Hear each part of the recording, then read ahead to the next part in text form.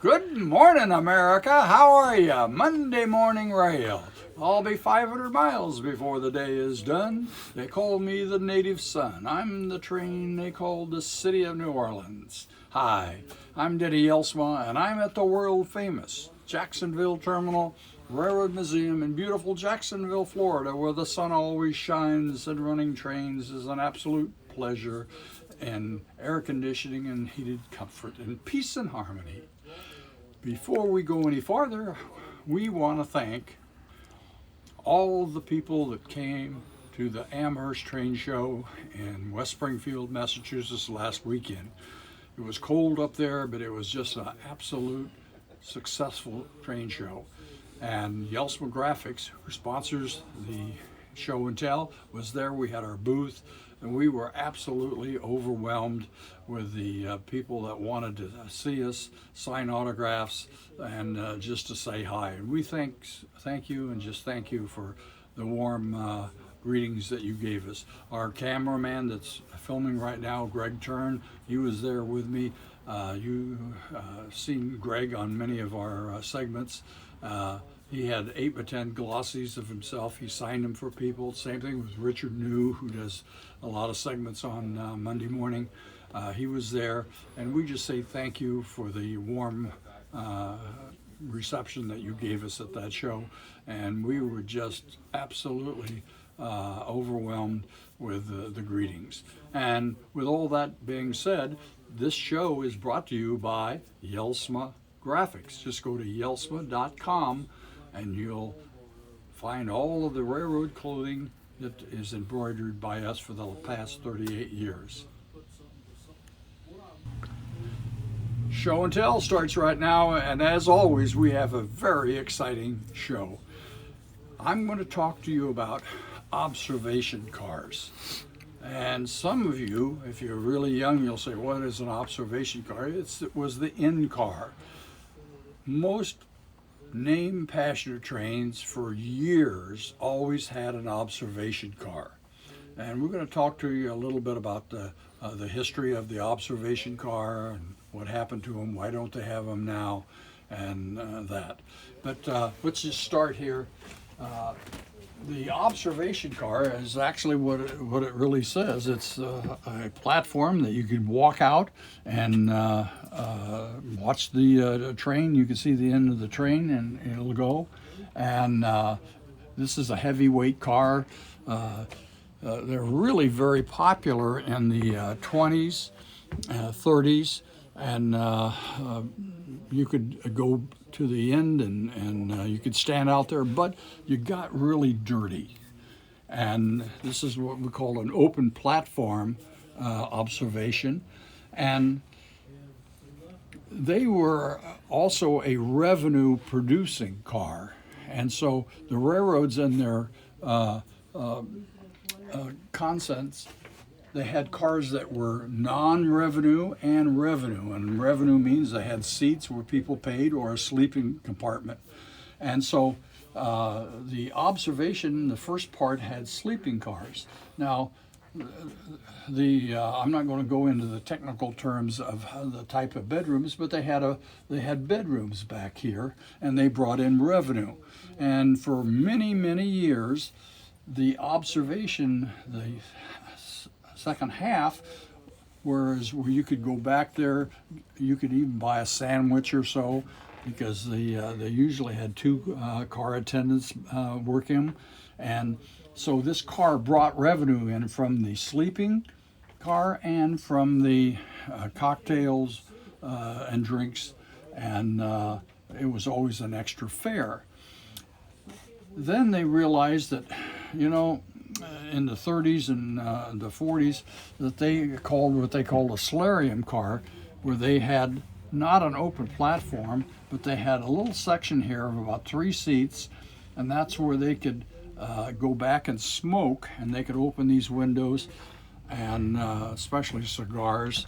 And so this particular type of car, they had a door here, and you could smoke back there, and then the rest had seats here, and then they had the sleeping cars. Now the railroads liked this type of a car because it brought in revenue. And as the railroads progressed into the lightweight cars, and I'm going to just show you this here. This is a Santa Fe car that was made in the 40s by Bud, and it was just strictly a coach. And then in the back they had a little area where you could read a magazine and look out the back. And this became a very popular car because they could charge a little extra for this car. Well, then competition caused them to say that, well, they had an observation car and there was no extra charge. The bean counters and the railroad would be in a staff meeting with the marketing people, and they would say, hey, this car is costing us a lot of money. We're not making any money. And if it costs, let's say, we're going to use a fictitious number, let's say a dollar a mile they were going to make, well, then this car here wasn't making any, so they figured, well, they was only making 50 cents a mile. And so the accountants in the corporate boardroom would argue against these cars. Plus, when you was at the terminals, some terminals, you had to do some extra switching just to make sure it was on the end right and all, and that ran up the cost. But this here is a perfect example of a non-revenue observation cars. And even though the marketing department would advertise that they had a lounge, and even if they had a lounge, they would charge for the drinks. It's never actually paid its own way. And so here, for an example, is the Rock Island's observation car. This particular car ran on the Rocky Mountain Rocket from Chicago, Des Moines, Omaha, on into Denver. But they had like a sandwich and a small little counter, so it was a certain amount of revenue that they could derive from this particular car. And so the Rock Island used this on the Choctaw Rocket and other smaller regional runs, and it did bring in some revenue. But here again, typically this car just broke even. Well, the bean counters would say in the boardroom, why do we have something that is just breaking even? Well, the marketing guys would say, hey, well, that's helping sell the train, and it was back and forth. Well, when times got really hard, the bean counters always won out, and so they would eliminate it. Now, railroads had observation cars that were what I call the famous observation cars, and there was two famous observation cars that are still remembered by railroaders today, and that's these two cars that we have here. This is the New York Central's Hickory Creek that ran on the 20th Century Limited, had high windows and for great viewing, and it was a good moneymaker because it had sleeping compartments and it was an extra fare car. And so, in other words, if you were riding the 20th Century Limited, you wanted the very best seat on that train, which was all Pullman, no coach, then you would book the Hickory Creek, and it was always booked up. Its counterpart, this went from New York to Chicago, the counterpart was the Pennsylvania, and it was the View series, and it had compartments, sleeping compartments, and then it had a lounge area.